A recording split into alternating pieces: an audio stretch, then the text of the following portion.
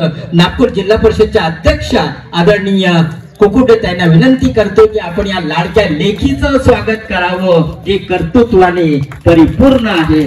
उमदुराताई बापूसाहेब घोडारे यांचं या जिल्हा परिषदच्या त्या नेतृत्व करता आहे सन्माननीय उज्ज्वल. एक सुंदरस मर्मबंधातली ठेवही सुंदरसा हा कार्यक्रम इथे होतो आहे. आणि प्रत्येक जिल्हा परिषद क्षेत्रातील माझ्या या गावामध्ये अडेगाव या गावामध्ये येथील जिल्हा परिषद क्षेत्राचं नेतृत्व करणारी मी उज्ज्वला बोढारे या नात्याने सर्वांचं खूप खूप हार्दिक स्वागत करते. आणि भारतीय राज्यघटनेचे शिल्पकार परमपूज्य भारतरत्न डॉक्टर बाबासाहेब आंबेडकर, तुमची आमची सगळ्यांची माय माऊली, जिच्यामुळे आज आपण महिला इथे सक्षमतेने उभ्या राहत आहोत, अशी आमची सावित्रीबाई फुले आणि स्वराज्याची स्थापना करून स्वाभिमानाने जगायला शिकवणारे छत्रपती शिवाजी महाराज यांना त्रिवार वंदन करते. आणि सद्यस्थितीत सुरू असलेल्या नवरात्र उत्सवाच्या सगळ्यांना खूप खूप शुभेच्छा देते. आज अडेगाव येथे 7 करोड रुपयाच्या 8 करोड रुपयाच्या प्राथमिक आरोग्य केंद्राचं भूमिपूजन नुकतंच सन्माननीय पाहुण्यांच्या हस्ते पार पडलं. आणि या कार्यक्रमाला प्रामुख्याने उपस्थित असलेले आपले सगळ्यांचे नेते, मी नेहमीच सांगत असते की आमचे सगळ्यांचे डॅशिंग डायनामिक नेते, बोले तैसा चाले त्याची वंदावी पावले या उक्तीनुसार काम करणारे आणि नुसतं बोलून नाही तर आपल्या कृतीतून सगळ्यांना मार्गदर्शन करणारे आमचे आदरणीय सुनील भाऊ, मंचावर उपस्थित असणारे नवनियुक्त खासदार आमचे मोठे बंधू बबलू भैया. प्रचाराच्या वेळेला या गावामध्ये आले असताना भाऊला खूप उशीर झाला होता. सगळे सभा करत करत आलो होतो आपण आणि या गावामध्ये भाऊ आले होते. आणि त्यावेळेला सुद्धा या गावातल्या लोकांनी त्यांना खूप मोठा विश्वास दिला होता. आणि खऱ्या अर्थाने या गावातल्याच नाही, या परिसराच्याच नाही तर संपूर्ण हिंगणा विधानसभेने तो विश्वास सार्थ ठरवून आमच्या बबलू भाऊला सर्वाधिक मतांनी, नागपूर जिल्ह्यात सर्वाधिक मतांनी नंबर 1 च्या मतांची लीड दिली. असे आमचे सन्माननीय बबलू भाऊ, ज्यांच्या सत्काराकरिता आज सगळे आपण इथे जमलेलो आहे. त्यानंतर आमच्या जिल्हा परिषदेच्या अध्यक्षा सन्माननीय मुक्ताताई, ज्यांच्या नेतृत्वात सध्या जिल्हा परिषदेमध्ये आम्ही सगळे काम करत आहोत. आमच्या जिल्हा परिषदेच्या उपाध्यक्षा, ज्यांच्या सहकार्यातून ही पीएससी इथे आचारसंहिता लागण्याच्या आधी मंजूर झाली आणि त्याचं पाहुण्यांच्या हस्ते आपण आज भूमिपूजन पार पाडलं. मंचावर उपस्थित असणारे आमचे मार्गदर्शक, या भागाचे माजी आमदार आदरणीय घोडमारे साहेब, मंचावर उपस्थित असणारे जिल्हा परिषदेचे कृषी व पशुसंवर्धन विभागाचे सभापती सन्माननीय प्रवीण भाऊ जोत, मंचावर उपस्थित असणाऱ्या आमच्या पंचायत समितीच्या सभापती सन्माननीय सुषमाताई, या कार्यक्रमाला प्रामुख्याने उपस्थित असलेल्या आमच्या जिल्हा परिषदेमधील सहकारी सन्माननीय वृंदाताई, सन्माननीय ममताताई, आमचे मोठे बंधू सन्माननीय संजय भाऊ जगताप, कार्यक्रमाला उपस्थित असलेले शिवसेनेचे उद्धव बाळासाहेब ठाकरेंच्या शिवसेनेचे नेते आदरणीय रवी भाऊ जोडांगडे, कार्यक्रमाला उपस्थित असणारे नागपूर कृषी उत्पन्न बाजार समितीचे उपसभापती सन्माननीय प्रकाश भाऊ, मंचावर उपस्थित असलेले आमच्या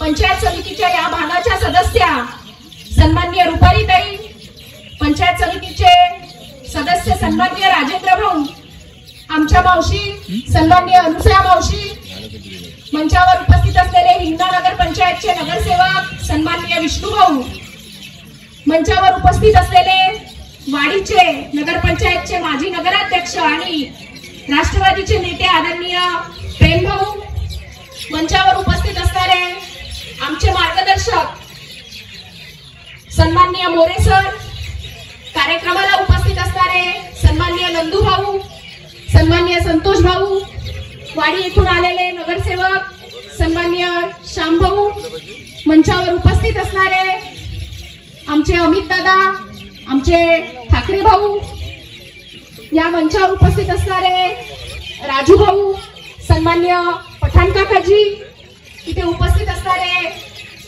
साहेबांचे मामा, त्यांचा उल्लेख करावा लागते, ते साहेबांचे मामा आहे, साहेबांचे मामा ठवळे काकाजी, सुभाष भाऊ गोहने, संदीप दादा जयस्वाल आणि मंचावर नंदूभाऊ कनेर आणि मंचावर उपस्थित असणारे सर्व मान्यवर मंडळी, या परिसरातील सर्व ग्रामपंचायतच्या सन्माननीय सरपंच, सन्माननीय उपसरपंच, गावागावातून आलेले सर्व, इथे टाकळघाटच्या सुद्धा सरपंच सन्माननीय शारदाताई उपस्थित आहे आणि गावागावातून आलेले सर्व सन्माननीय मान्यवर मंडळी, सर्व प्रमुख कार्यकर्तागण आणि माझ्या महिला भगिनी, 4.5 वर्षापासून काम करत असताना जिल्हा परिषदेमध्ये ज्यांच्या नेतृत्वात आम्ही काम करतो असे आदरणीय सुनील भाऊ यांचा आम्हाला नेहमीच सामना आहे.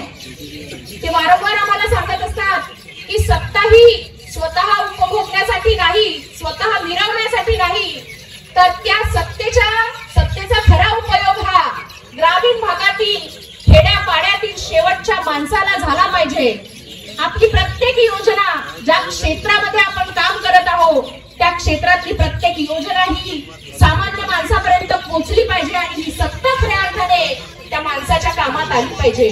परंतु भाऊ, एक सांगू इच्छेन की मी ज्या वेळेला जिल्हा परिषद क्षेत्रामध्ये, माझं हे दुसरं क्षेत्र 2020 ला, आधी मी 2012 मध्ये रायपूर क्षेत्रात निवडून आली होती आणि हे दुसऱ्यांदा जे मी निवडणूक लढली ती या क्षेत्रात माझं स्वतःचं गाव सुद्धा नाही, पण इथल्या लोकांनी एवढा मोठा आशीर्वाद मला दिला की माझ्या घरचं किंवा माझं स्वतःचं मत सुद्धा मी स्वतःला दिलं नाही, तरी सुद्धा या लोकांनी मला निवडून दिलं. आणि ज्या वेळेला मी निवडून आली त्यावेळेला हे अडेगाव, इथे हे गाव आमदाराचं दत्तक गाव होतं. इथे जे आमदार आहे आमचे मेघे साहेब, त्यांचं हे दत्तक गाव होतं. ज्या वेळेला मी गावात आली त्यावेळेला या गावात किती विकास झाला होता आणि आज माझे 5 वर्ष संपत आले आहे.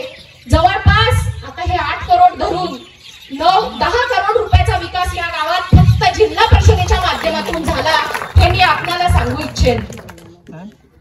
आज बीजेपी शासनाकडून आपल्यावर खूप मोठा अन्याय अत्याचार होत आहे. सध्या त्यांच्या 2 योजना, विधानसभेचं इलेक्शन तोंडावर असताना 2 योजना चालू आहेत. मला एक प्रश्न विचारायचा आहे की मागील 2.5 वर्षापासून बीजेपी सरकार हे सत्तेमध्ये आहे, केंद्रात सुद्धा आहे आणि राज्यात सुद्धा आहे आणि आमच्या इथले आमदार तर स्वतःला एकदम विकास पुरुष म्हणवून घेतात. आमच्या कुंडताई त्यांना नेहमीच म्हणत असतात की बोगस मतदान पुरुष. पण त्यांना आता स्वतःचा त्यांचा आत्मविश्वास हा एवढा ढासळला आहे की त्यांना स्वतःच्या विकासावर, बोगस मतांवर विश्वास राहिला नाही. भाऊ, ते तुम्हालाच एवढे घाबरले आहे की आता इलेक्शन, आता केव्हाही आचारसंहिता लागू शकते, 8-10 दिवसामध्ये केव्हाही आचारसंहिता लागू शकते आणि आता आचारसंहिता लागायच्या आधी लाडकी बहीणचा गवगवा खूप मोठ्या प्रमाणात इथे केला जात आहे. प्रत्येक ठिकठिकाणी मोठमोठ्या गावांमध्ये मेळावे घेतले जात आहेत. मग जर आपण एवढा विकास केला आहे आणि आपल्या विकासावर जर आपला विश्वास आहे, एवढे मोठे मोठे बॅनर इंदा तालुक्याच्या नाक्यापासून तर शेवटच्या गावापर्यंत जर लावण्यात येत आहे, तर मग मला एक प्रश्न विचारायचा आहे की आपला स्वतःवर विश्वास नाही, आपल्या नेत्यांवर विश्वास नाही का आपल्या विकासावर विश्वास नाही की आपल्या पक्षावर विश्वास नाही? एक मी टीका करत नाही, पण एक सध्या म्हणजे हिरोईन आमच्या तालुक्यामध्ये फिरत आहे, साहेबांचा प्रचार करत आहे, तर मग यांना यांच्या नेत्यावर विश्वास नाही का? हिरोईन आणायची गरज यांना का पडते? हाही एक खूप मोठा प्रश्न आहे. ही हिरोईन आणल्यामुळे तिला बघायला लोक जातात आणि आमच्या आमदार साहेबांना वाटते का लोक माझ्यावर एवढं प्रेम करते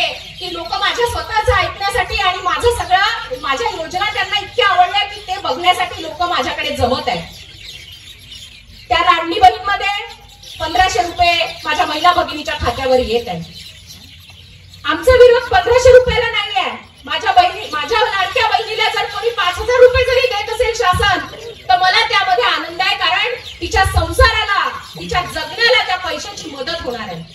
पण इकडे 1500 टिकल्या आपल्या खिशात टाकायच्या आणि त्या 1500 रुपयाच्या भरोशावर मग आपल्याच खिशातून महिन्याकाठी 10,000 रुपये काढून घ्यायचे, म्हणजे आपल्याच करातून आपल्याला पैसे द्यायचे, ही योजना राबवायची, त्यासाठी कर्मचाऱ्यांचे पगार थांबवायचे, त्यासाठी वेगवेगळ्या योजनेतून निधी भरती करायचा, कारण स्वतःला निवडून यायचं आहे म्हणून, आणि आपल्याच दिलेल्या करातून हे पैसे उपकार केल्यासारखे आपल्याला द्यायचे.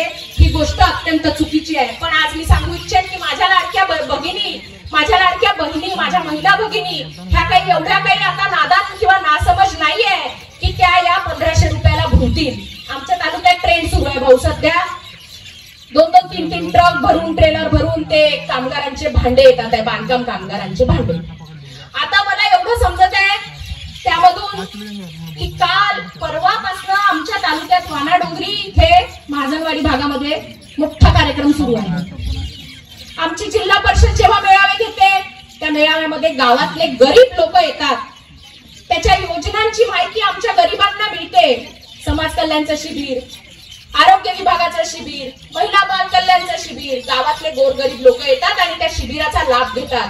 त्या योजना त्यांना लक्षात येते, गावोगावी जाऊन लोक आपले फॉर्म भरतात, जिल्हा परिषदला आणतात आणि कुठे ना कुठे त्यांना या योजनेचा लाभ होते. पण कालपासून मग आमच्यावर असा आरोप झाला की आमचे मेळावे बंद करण्यात आले, म्हणजे या मेळाव्यांच्या माध्यमातून हे लोकांपर्यंत पोहोचत आहे महाविकास आघाडीचे लोक, म्हणून आमचे मेळावे बंद करण्याचं पत्र हे आयुक्ताकडून, कलेक्टरकडून आणि सीओ कडून काढण्यात आले. त्या संदर्भात केदार साहेबांच्या नेतृत्वात कालच आम्ही जिल्हा परिषदेमध्ये मोर्चा घेतला, आंदोलन केलं. पण आज जो कार्यक्रम 3 दिवसापासून माझ्या तालुक्यात सुरू आहे, तिथं बीजेपीचा बॅनर लागलाय, साहेबांचा, आमदाराचा एकट्याचा फोटो आहे आणि पेट्या वाटण्याचं काम सुरू झालेलं आहे. आता ह्या पेट्या, झेंडे सुद्धा त्यांनी लावलेले आहे.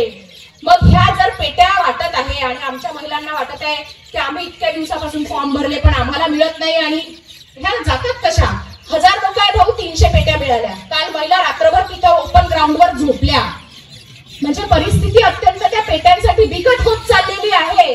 आणि एवढं अन्याय की खऱ्या अर्थाने जर त्याच्या खोलात कोणी गेलं तर त्या ज्या पेट्या आहेत त्या खरंच बांधकाम कामगाराला मिळाल्या का? त्या महिलेनी खरंच 90 दिवस काम केलं का?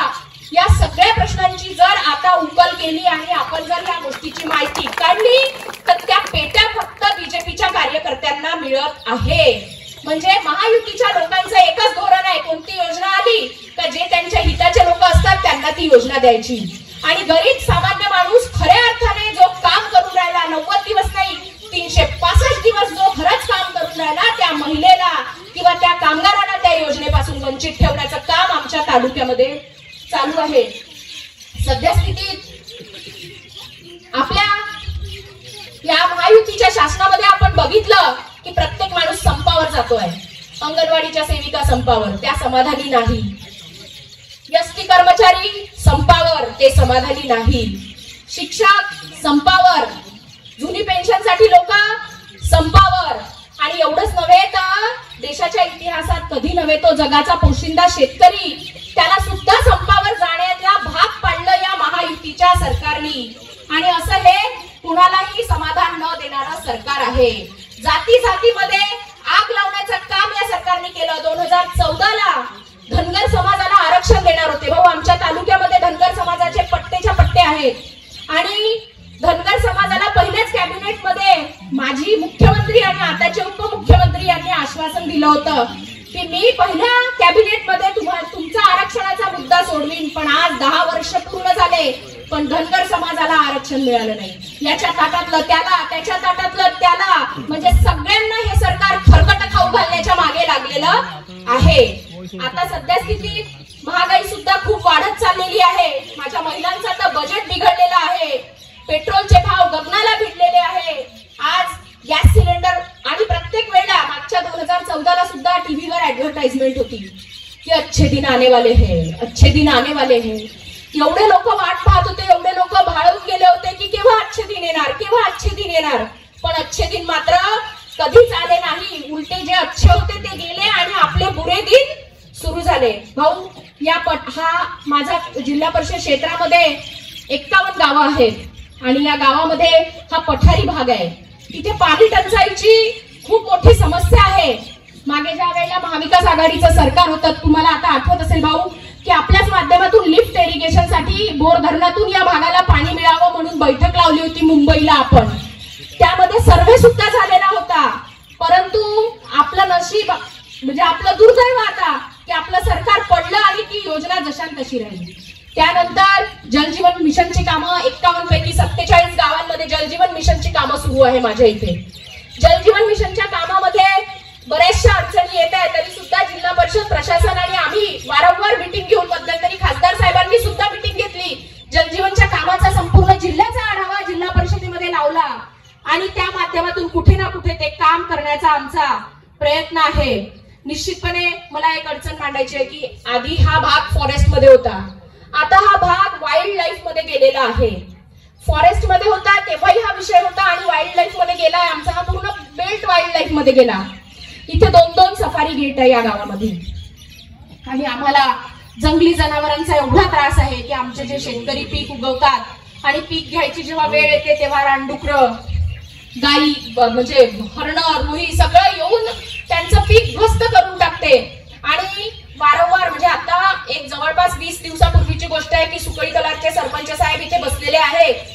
सुकळी कलार या गावामधील एका गुराख्यावर वाघाने हल्ला केला. सातत्याने 15 दिवस झाले आमच्या सर्कलमध्ये वाघ आहे साहेब. ज्या रस्त्याने आपण आता आले तिथं मुंगाव डोले आणि धानोली गाव आहे.